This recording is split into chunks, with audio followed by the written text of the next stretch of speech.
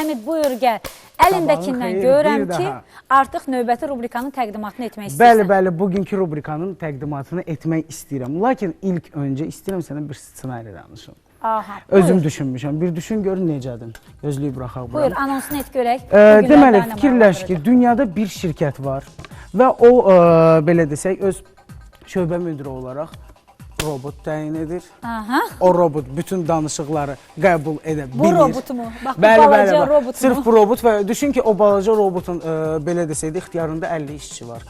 O robot həm yaza bilir, həm oxuya bilir, həm belə desək, hüquq məsələlərini bilir, məhkəməyə gedir, faktlar toplayır, məhkəmələri qazanır, öz canlı, belə desək, kollegalarına da qalib gəlir, hətta bir çox vəkillərə, belə hüquqşünaslara qalib gəlir, məhkəmələri qazanır. Belə desək, yəni çox uğurlu bir layihədir və o əslində bilirsənmi hansı şöbədə belə desək, müdir kimi fəaliyyət göstərir? Müflisləşməmək şöbəsində. Çünki o heç bir xərc tələb etmir.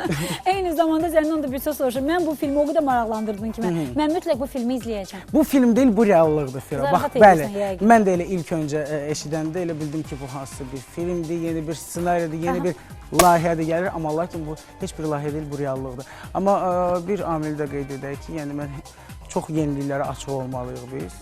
Bu dünyada ümumiyyətlə çox yeniliklər baş verir texnologiyada. Amma mən heç vaxt robot Fira ilə razılaşa bilmərəm, istəmirəm görmək. Elə mən də heç vaxt robot Həmidlə razılaşa bilmərəm və nəzərə alsaq ki, bax, sən dedin ki, bir çox, necə bir dedi? Sabahınız xeyir, belə tam hərəkət edə bilməsəm də, amma məşq edəcəm mütləq şəkildə.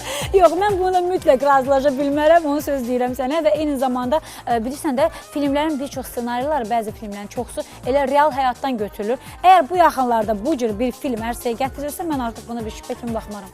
Məncə, amma gəl hələlik biz baxaq görək, kinoman bizə bu həftə nələri təklif edir. Necə ki, bizim studiyada bəzi operatorlarımız artıq robotdur. Bəzən deyirəm ki, mən onları hiss eləmirəm. Niyə? Çünki robotlar, amma nəzərə alsaq ki, onlar insan tərəfindən idarə olunur. Odur ki, gəlin görək, bəs Həmid danışdığı bu kinomanda bizi bugün nələr gözləyir? Nələr gözləyir? İzləyirik.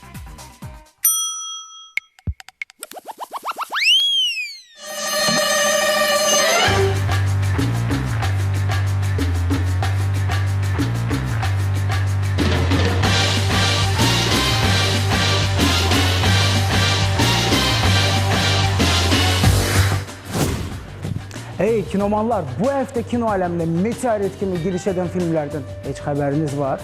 Bilirəm ki, yoxdur. Elə ona görə də onlardan bir neçəsini toplayıb mən sizə gətirmişəm. Hazırsınız?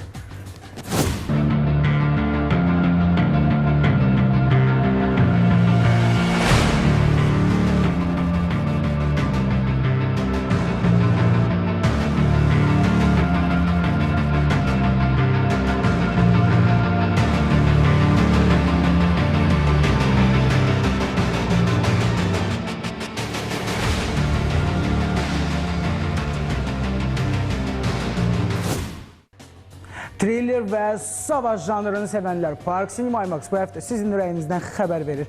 Belə ki, biz bu həftə məsələ bax, Jack Reacher 2 heç vaxt geri qayıtma filmini elə IMAX formatında sizlərə təqdim edirik.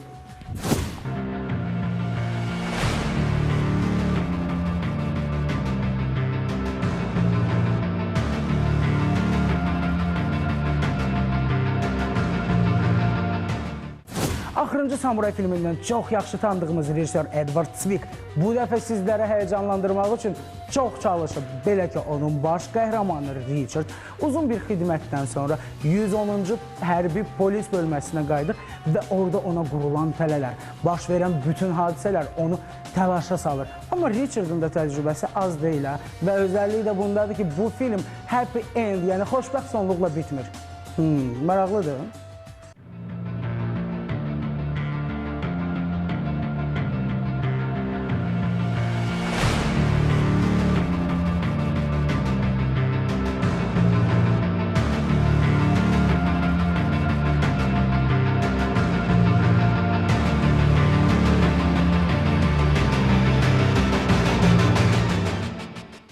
Park Cinema IMAX uşaqları da düşünür. Çünki bu həftə böyük premyerada Kubo Samuray haqda əfsanə balaca kinomanlarımıza təqdim olacaq. Bəli, thriller və fantezi janrında olan bu cizgi filmi uzun müddət uşaqların yaddaşından silinməyəcək.